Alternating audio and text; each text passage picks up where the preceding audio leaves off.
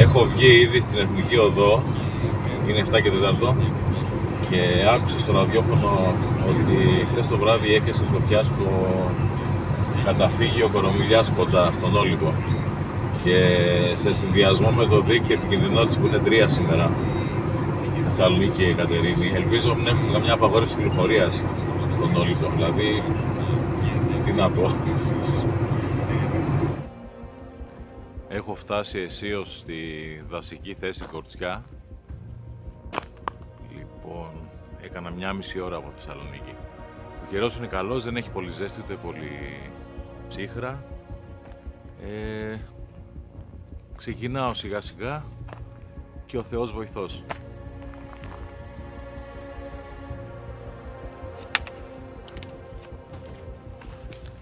Επιτέλους. Δασική θέση Μπάρμπα. Εδώ θα γίνει μεγάλη στάση.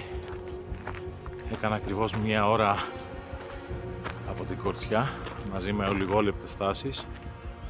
Οπότε ξεκουράζομαι, τρώμε κάτι, πίνουμε λίγο νερό και συνεχίζουμε, παιδιά.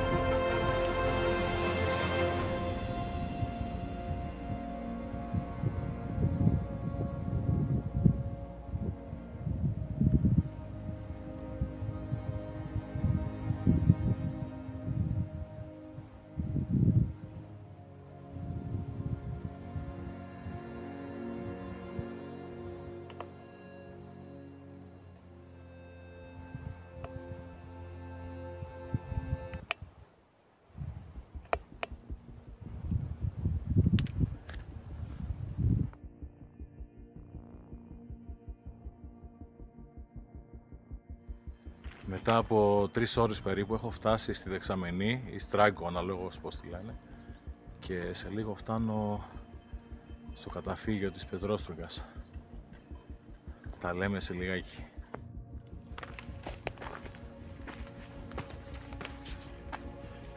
Πετρόστρουγκα, 3 ώρες ακριβώς.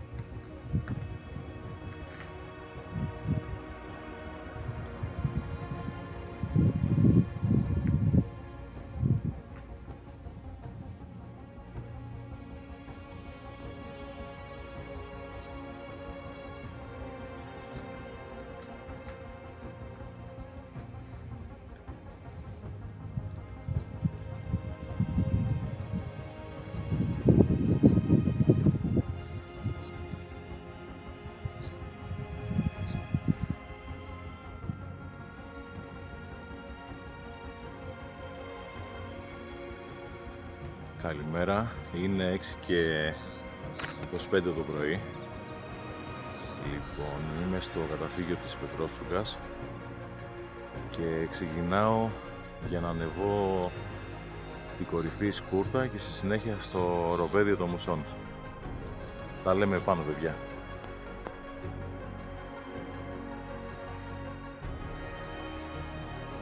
Δεδράκια, τέλος. Σιγά σιγά πλησιάζω στη Σκούρτα, οπότε όλο και ελαττώνονται τα δέντρα και η σκιά εννοείται. Άντε λίγη υπομονή ακόμα και φτάσαμε. Μιχάλη, δεν βγαίνει ρε φίλε σε μια μέρα. Αυτό που έκανες εσύ είναι άθλος, έτσι. Μπράβο ρε παλικάρι μου, μπράβο φίλε. Μπράβο και στο Ραφαήλ. Από κάποια στιγμή και μετά ξεκινάει να φυσάει αρκετά. Οπότε αν είστε ιδρωμένοι, που σίγουρα θα είστε, θέλει μάλλον ένα ελαφρύ μπουφανάκι ή μια ζακέτα. Λοιπόν, Αλέξανδρε, θυμάσαι που με ρώτησες αν το έχεις? Φίλε, δεν θα σε πω αν το έχεις ή όχι, αυτό είναι καθαρά δικό σου θέμα. Αλλά θεωρώ ρε φίλε ότι πρέπει να κόψεις το τσιγάρο τελείως και να ξεκινήσεις εντατικά ανεβάσματα, έστω εκεί που πηγαίνουμε, ξέρεις εσύ. Και φίλε, υποχρεωτικά μπατόν, δεν παλεύετε χωρίς τα μπατόν. Και μόνο τα απαραίτητα μέσα στο σακίδιο, δηλαδή νερό, μια αλλαξιά, ισόρροπη κάλτσες, ένα μπουζάκι, ένα διάβροχο και ένα μπουφανάκι ελαφρύ φίλε, τίποτα παραπάνω. Ούτε μαχαίρια, ούτε σουγιάδες, ούτε σκηνές, άντε και έναν υπνόσακο αν θες να διανυκτερεύσεις το καταφύγιο. Οτιδήποτε άλλο είναι περιττό. Λοιπόν, και το λέω βάσει της εμπειρίας της χθεσινής και της σημερινής που απέκτησα, έτσι. Μέχρι τώρα ήμουν άσχετος, μην το συζητάμε. Λοιπόν, αυτά παιδιά η θέα είναι καταπληκτική. Δηλαδή εντάξει, βλέπεις όλο το κάμπο της Κατερίνης, πέρα θάλασσα. Είναι υπέροχα, δεν το συζητάμε. Και ανυπομονώ να φτάσω Λεμό και Σκούρτα, να δούμε από εκεί πάνω πώς θα φαίνεται το πράγμα.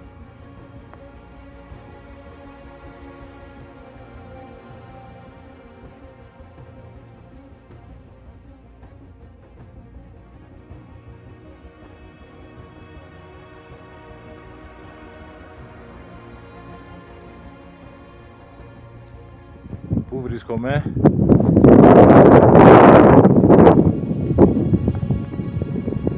Λοιπόν, έφτασα στην κορυφή Σκούρτα μετά από 3 χιλιόμετρα και 1,5 ώρα. Πετρόστρουκα Σκούρτα δηλαδή είναι περίπου 1,5 ώρα με πολλές στάσεις. Πίσω βλέπουμε Στεφάνη, Μύθικα και το Λεμό. Και εδώ είναι το κολονάκι της κορυφής Σκούρτα. Άντε και φτάσαμε.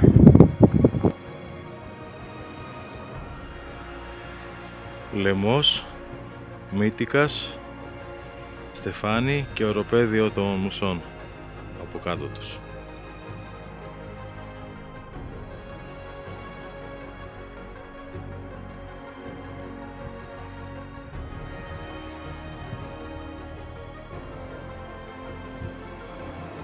Έχω φτάσει στο πέρασμα του Γιώσου. Υπάρχουν δύο τρόποι να το περάσεις. Ένας πηγαίνοντας από εδώ από το δρομάκι γύρω γύρω και ο άλλος είναι σκαρφαλώνοντας από τα σειρματόσχηνα από εδώ. Δεν νομίζω να πάω από τα σειρματόσχηνα.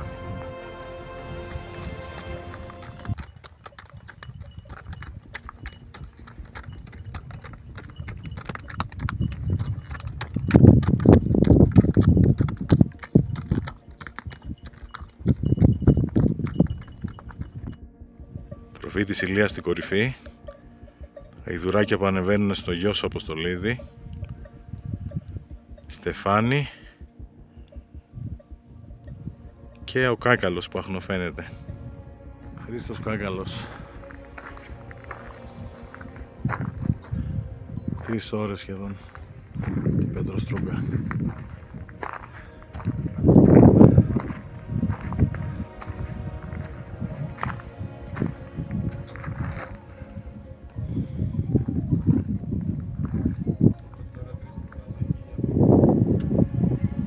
φανάρια. Καταφύγιο Χρήστος Κάκαλος.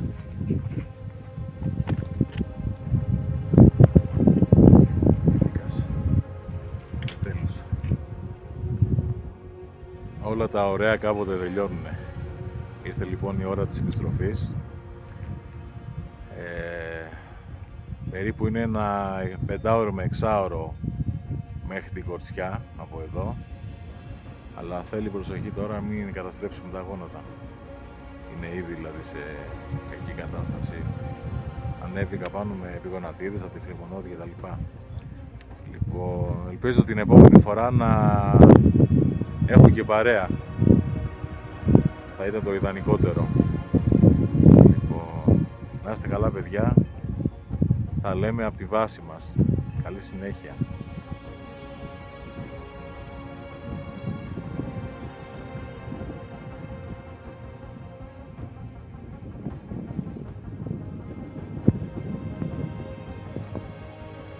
Πέρασμα του Γιώσου. Ο λαιμός και η σκούρτα. Έτσι φαίνονται κατεβαίνοντας. Κάτω κάπως.